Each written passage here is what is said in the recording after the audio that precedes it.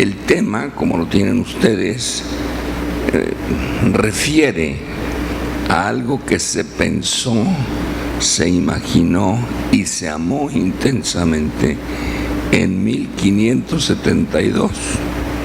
Seguro que ninguno de nosotros había nacido.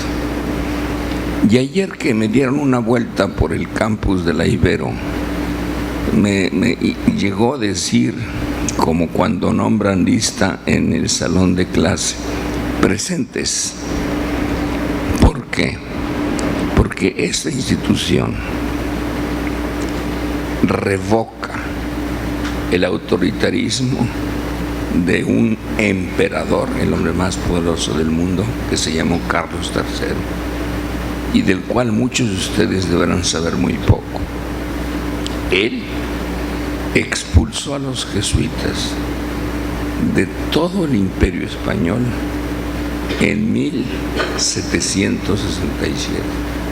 Los echó.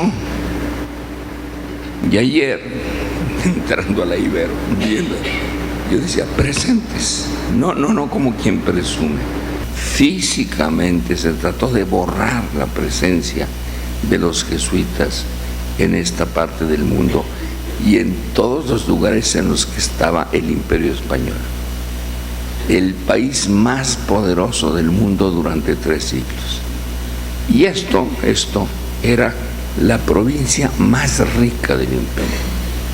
Nunca fuimos colonia. Ese es el nombre que usaba Inglaterra para sus posesiones de ultramar, las 13 colonias.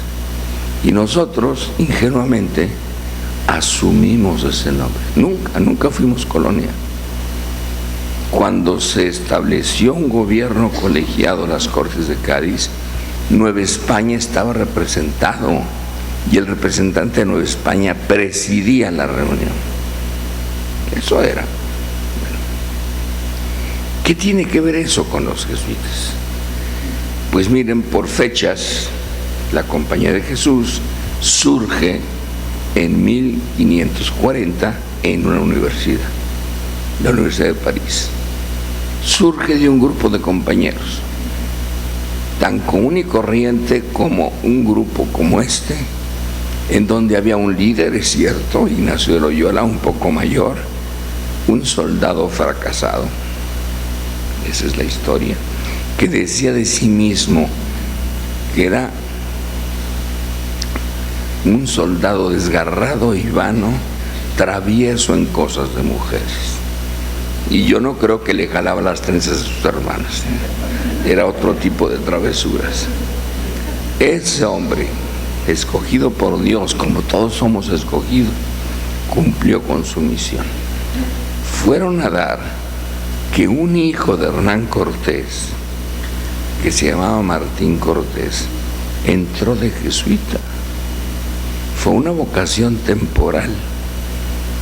Pero bueno, como los juniors de ahora, este era un junior, quizá el más rico del mundo.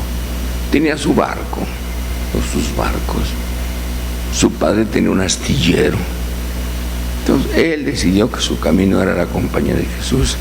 Entró de jesuita y como novicio, su maestro era Francisco de Borja, un hombre poderosísimo que enviudó, se metió de jesuita y llegó a ser general, pero era maestro de novicios. Entonces imagínense las confidencias del hijo del conquistador a su padre espiritual. Conocía de primera mano Francisco de Borja, por eso usa la palabra México. Mexica era mala palabra porque fueron los enemigos, pero claro, para Martín Cortés lo llenaba de orgullo. Cuando Martín sale de la compañía, ya Francisco de Borja le había escrito a San Ignacio lo que estaba pasando en esta parte del mundo, y por eso Ignacio sí hubo quien le pidiera que mandara jesuitas, nada menos que Vasco de Quiroga, pero no logró que fueran, pues eran poquitos. Murió Ignacio, murió el siguiente general de la compañía. General, no crean que es por rehacer el ejército, es el superior general, luego nos tildan ahí que somos una orden militar. No, medio cuadradito sí, pero militar no. Entonces, después del segundo, Laínez, vino Francisco de Borja, y ese decide mandar jesuitas a Nueva España, al México. 1572, Nueva España era un territorio de una pugna terrible. Ya la conquista estaba garantizada, pero el pleito era entre los hijos de los conquistadores y los gachupines.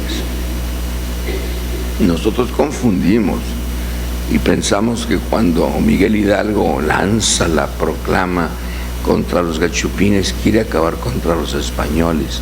No. El término gachupín en esa época tiene una connotación muy concreta. Era el peninsular que venía con autoridad a gobernar a gente que no conocía. Pues claro que la gente bien preparada de esta parte del océano no quería a los gachupines. Y en ese año, en esos años, la pugna entre gachupines y conquistadores estaba a punto de estallar. De modo que el arzobispo de México, cuando ve llegar aquellos hombres preparados, que traían una consigna muy clara, como ya había aquí en México otras órdenes religiosas, desde luego los dominicos, los franciscanos, los carmelitas, y como el general de los jesuitas era cuidadoso, dijo: no se vayan a quedar ni en Puebla ni en México. No quiero conflictos con los que llegaron antes que ustedes. Los quiero donde no hay nadie, con los indígenas.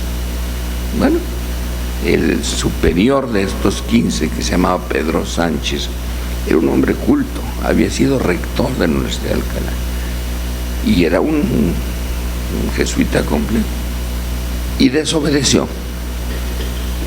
a tal grado que los consejeros del general lo convencieron al general de mandar un representante, visitador le llamaban, para deponer a ese superior. Claro, había desobedecido en algo muy serio. ¿Por qué desobedeció o en qué estuvo la desobediencia? Imagínense lo que era irse caminando de Veracruz a la Ciudad de México. Llegaron hechos garras, por usar una palabra elegante. Y entonces, bueno, sí, era indispensable tomarse unos días para seguir. No hablaban lenguas indígenas. Entonces, el arzobispo, hombre de gobierno, va con el padre Pedro Sánchez y le pide que mientras descansan lo ayuden con un gran problema que hay, que está a punto de estallar una confrontación armada, una guerra civil entre conquistadores, que ellos no tienen partido. ¿Qué harían ustedes, hombre? Combinar el descanso con la cuaresma para predicar la reconciliación. Y se dedicaron a recorrer esa zona, los pobres agotados, hablando del perdón, de la reconciliación. Y fueron tan exitosos que el arzobispo ya no los dejó salir. Esa es la razón de la desobediencia. Pero estamos en un mundo que las cartas tardan 3 meses en ir y 5 en volver. ¿Cómo explican eso? Entonces la impresión que se tenía en Roma era: desobedecieron. ¿Cómo vas a predicar si no sabes las lenguas? Entonces hubo que hacer una casa de lenguas en Tepoztlán, donde actualmente es el Museo Nacional del Virreinato. Y como eran gente con visión y querían obedecer, no podían vivir de las limosnas de los bienhechores, porque entonces sí, los dominicos, los franciscanos y los dominicos, oye, por favor no jalen que descobijan, en lenguaje familiar. Entonces concibieron un proyecto cómo generar recursos. Y claro, hubo alguna persona de recursos que dijo, para el colegio aquí tiene, lo que llaman fundar. Y para la casa de lenguas, no, ya eso arreglen ustedes.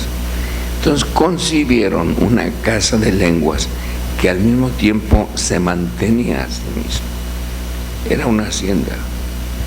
Y los hermanos coadjutores se volvieron expertos productores de grano, de reses, de todo. Ese fue el origen del proyecto que tanto admira ahora, las haciendas de los jesuitas. Fuimos latifundistas, no teníamos. Uno se podía ir a caballo de la Ciudad de México a Querétaro por puras haciendas de jesuitas, para que se den una idea. Hay un dato que yo no he verificado, porque es simpática esa historia, de que la charrería empezó con los jesuitas. Digo, válgame, Dios, estaban ociosos mis. Resulta que ahí donde ustedes leen de la Ciudad de México que se inunda, ¿no?, el canal de la Compañía, es el canal de la Compañía de Jesús, que bajaba agua del Iztaccíhuatl a la hacienda de los, a una de las tres que había, para mantener los colegios de la Ciudad de México. Ahí, ¿qué hacían? Criaban ganado. Y ese ganado, que era abundantísimo, lo mandaban al norte para ir poblando de ganado.